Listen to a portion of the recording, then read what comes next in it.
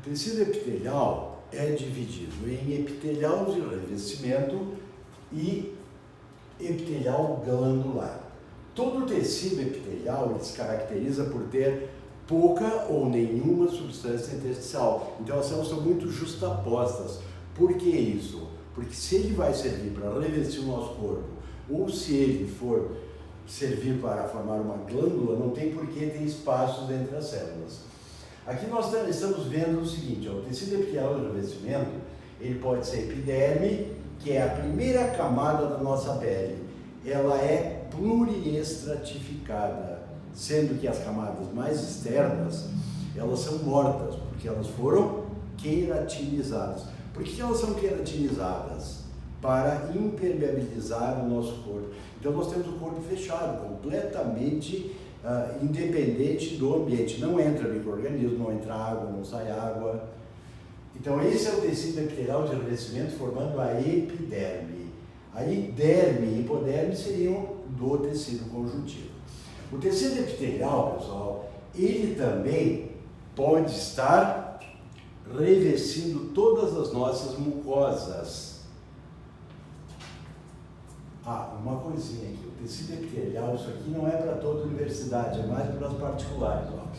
A glândula, ela é dividida em merócrina, quando ela só lança para o ambiente o produto. Aí a glândula permanece intacta. As apócrinas, junto com o produto, é liberado uma parte da glândula, normalmente a região apical. E a holócrina sai com o produto e a glândula. Bom, a glândula pode ser exócrina, essas que estão no quadro, ela pode ser endócrina, que aí são as dos hormônios, ó.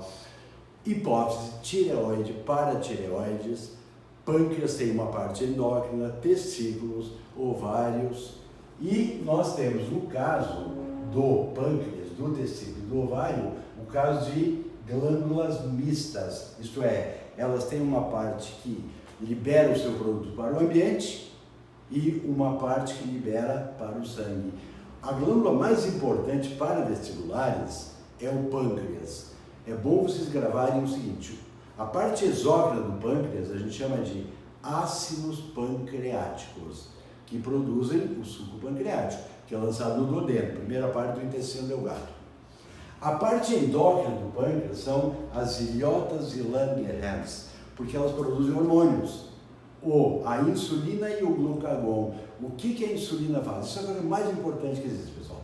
A insulina, ela retira o excesso de glicose e forma glicogênio. E aí a gente armazena o glicogênio no fígado e nos músculos, para quando se precisar. Esse processo é chamado de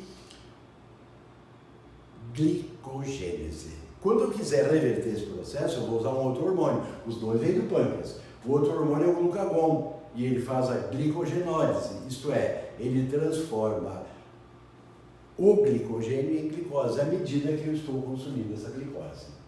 Bom, aí nós temos os tecidos conjuntivos, sempre muita substância intersticial, inclusive células. Por exemplo, ó, fibroblastos, eles seriam, quando jovens, chamados fibroblastos. Blastos é célula jovem.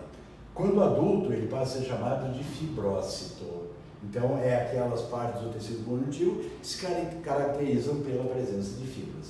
Nós temos o macrófago, o nome já diz macro, grande, fagos, comer. Alimenta-se de elementos estranhos muito grandes. Então, isso aqui serve, faz no nosso tecido conjuntivo o que os leucócitos fazem lá no tecido sanguíneo. Nós temos os mastócitos, que produzem heparina e histamina. Heparina é um anticoagulante, histamina um vasodilatador. E nós temos os plasmócitos, que são parecidos com os macrófagos, só que eles não são menores. Eles são produzidos a partir das células B, que daqui a pouquinho eu estarei falando nas células B. E nós temos também no tecido conjuntivo as células adiposas. Lembrem quando a gente trabalhou com lipídeos. Aí eu disse para vocês que os lipídios servem para revestimento de alguns tecidos que precisam estar isolados termicamente. Então, o tecido adiposo ele é um isolante térmico. Nós temos mielina, que é um fosfolipídio envolvendo os neurônios. Então, ele trabalha no fluxo nervoso. nós temos lipídios formando hormônios, quer dizer, então tudo isso aqui está onde? Está nessas células que nós chamamos adiposas. Note que a célula adiposa, ela lembra muito uma célula vegetal, porque o núcleo vem para a periferia e a grande parte da célula é tomada por um vacúolo. Isso é comum na célula vegetal. O tecido conjuntivo propriamente dito, ele pode ser dividido assim, ó. Tecido conjuntivo propriamente dito frouxo, que ela tem fibras de consistência macia, elástica e que forma a derme e os tendões. E aí nós temos o tecido conjuntivo denso. Aqui nós temos fibra de colágeno e aqui os tendões vão ligar os músculos estriados aos ossos.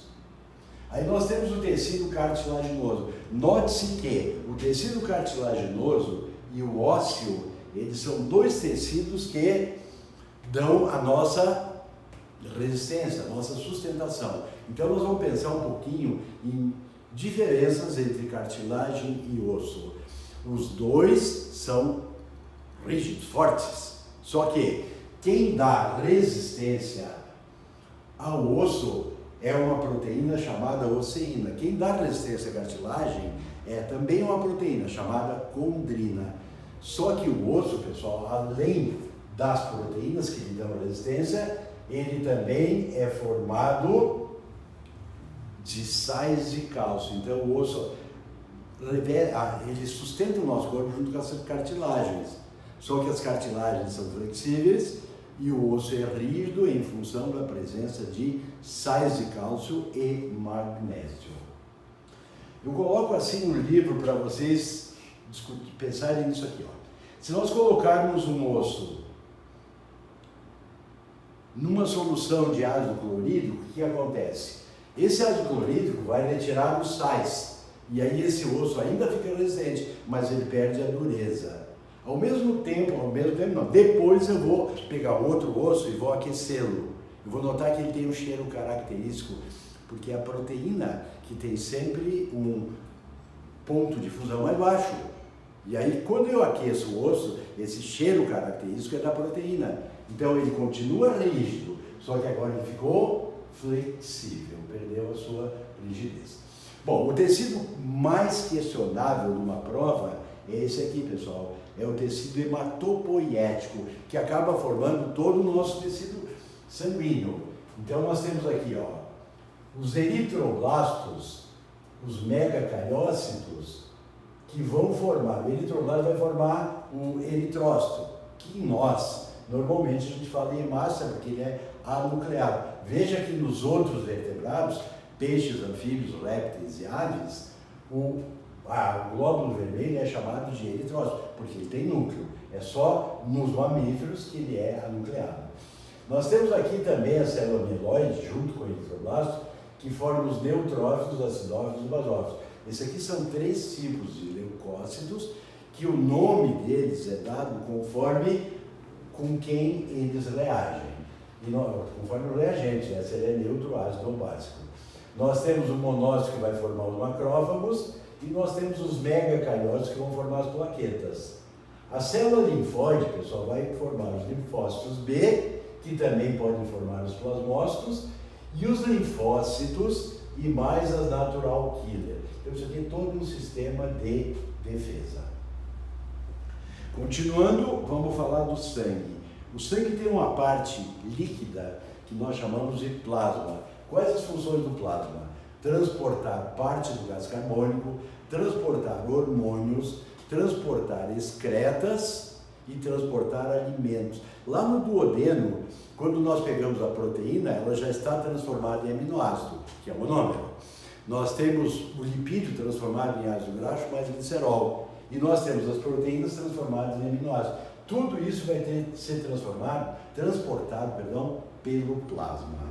Ainda no sangue, nós temos os glóbulos vermelhos, que também nós podemos chamar de hemácias. A hemácia é muito rica num pigmento chamado hemoglobina, à base de ferro. Então ela transporta o oxigênio para as células, Nessa hora, o sangue é chamado arterial, porque a hemoglobina está combinada com o oxigênio. Aí ele vai até as células, na forma de oxihemoglobina, e libera para as células o oxigênio e recolhe o gás carbônico. Aí ele vira um sangue venoso e a hemoglobina agora está, então, ligada ao gás carbônico. Então, ela é uma carbohemoglobina. O número de leucócitos, ele varia principalmente em relação à gravidade. Quanto mais alto você tiver, o ar é mais rarefeito. Então, o número de hemácias tende a aumentar. Eu tenho números da URGS que dizem assim, ó, a 4.000 metros de altitude, esse número vai oscilar entre 7,5 e 8 milhões por milímetro cúbico. Mas se nós estivermos a 6.000 metros de altitude, esse número pode até 12 milhões, porque o normal seria 5 milhões por milímetro cúbico. Depois nós temos os leucócitos. Os leucócitos é de 6 a 8 mil. Eles têm duas propriedades básicas. O leucócito pode sair do vaso e ir se localizar junto a elementos estranhos. Então isso é chamado de diapedese.